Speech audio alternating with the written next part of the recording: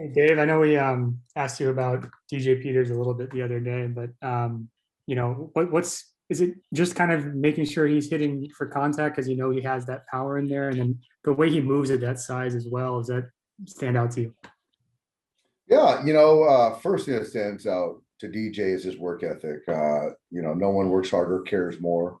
In the batter's box, it's just being consistent, taking good quality at bats, and he's done a good job at this point staying in the strike zone. And when hitters can stay in the strike zone, a lot of good things can happen when you layer in that power. And good to see him hit a breaking ball and got a good piece of it. And with Trevor, I mean, obviously all these veteran starters that you guys have, is it really just about building pitch counts? Are there anything kind of more specifically you're looking at all?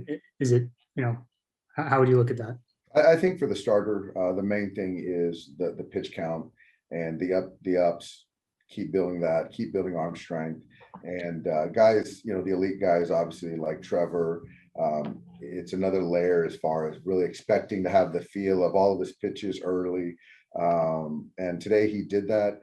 But I think the most important thing is just getting the build up and today was really good. I think he used all of his pitches and early on got behind, was maybe overamped with the fastball, but settled back in and really two quality innings. Next questions from Jorge Castillo. Go ahead. Dave, how did Trevor look to you? I thought it looked good. I thought early there were a couple overthrows, but then after that, he dialed things back in. The fastball command started to get good, the life to it, the breaking ball, the cutter. So it was good all around across the board. For me to get 2 innings out of him was a win. With him, will it be the standard, 15 more pitches next time out to 15 and 15? Yeah, I would say the next progression is 3 and 45. And Trevor's got really good feel of what he needs to get ready for Major League season, and he and Mark have good communication. So, but that's my expectation. And how about Kenley? Kenley was good. He was sharp. He was one pitch away, one swing and miss away from an immaculate inning. And I thought the life to the ball, he mixed in some 2-seamers, mixed in a breaking ball for a strike. The cut fastball was good. So 10 pitches, very efficient. 9 pitches.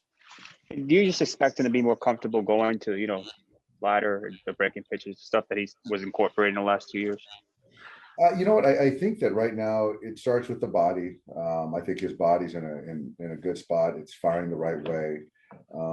Then you get into the delivery, and I think the delivery, he's repeating it, which speaks to consistency of the throw and command. And then now you talk about the characteristics and all that stuff kind of follows all the other stuff. And he's done that all spring. Thank you. Yep. Next questions from Bill Plunkett. Go ahead, Bill. Dave, following up on Kenley, you've talked about getting him in a good shape in his body. Did he fade towards the end of last season because of maybe the COVID battle he had? You know what?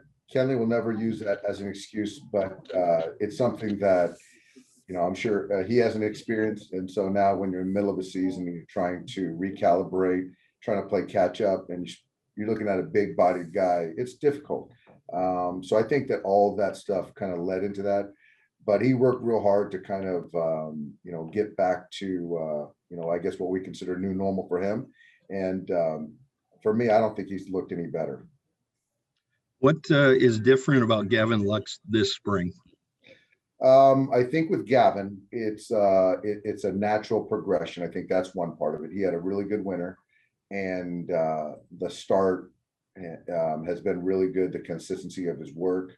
You have to understand that there was a 10-day, 2-week, 3.5-week layoff, intermittent of spring training and spring training 2.0. So that puts a guy behind the 8 ball, but he's worked real hard to be consistent, and he's in a good spot. Did he need to change anything about his swing, or was it just a matter of refining? I think it's more of just, all he's known is consistent playing time, consistent work. And there's a lot of things going on with this swing as far as timing. And the more consistent he plays, bodes better for him in the batter's box. And so I don't think there was much of a mechanical change. Thank you. Yep. Question from Eric Steven. Go ahead. Dave, Zach McKinstry played short today after playing second. Is he also going to mix in time in the outfield? Yeah, yeah.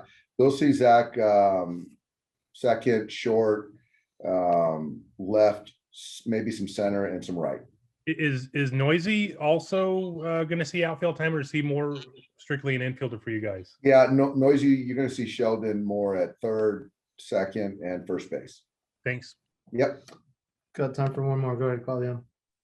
Hey Dave, I was just wondering, what did you like about Victor Gonzalez outing today? How does he look? He looked pretty sharp to you. He looked sharp. He looked really good. Victor has really, I think if I can, look at one pitcher who's made such big strides from a year ago, Victor would probably be at the top of the list. He's just got such good command now of his two-seamer and understands how to use his slider to left versus right. So he's now, I can say he's a polished major league pitcher.